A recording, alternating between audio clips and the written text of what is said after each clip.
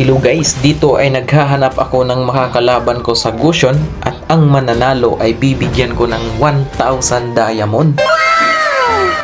At dahil malaki ang ibibigay ko, kailangan niya muna akong patayin ng 10 beses bago niya makuha ang 1,000 diamond. Bago ang lahat mga idolo, kung hindi ka pa nakapalo sa ating page, mag-follow ka na at sumali sa ating pa-challenge at baka ikaw na ang mananalo. Wala nang patumpik-tumpik pa, let's go at panoorin natin kung sino sa amin ang mananalo.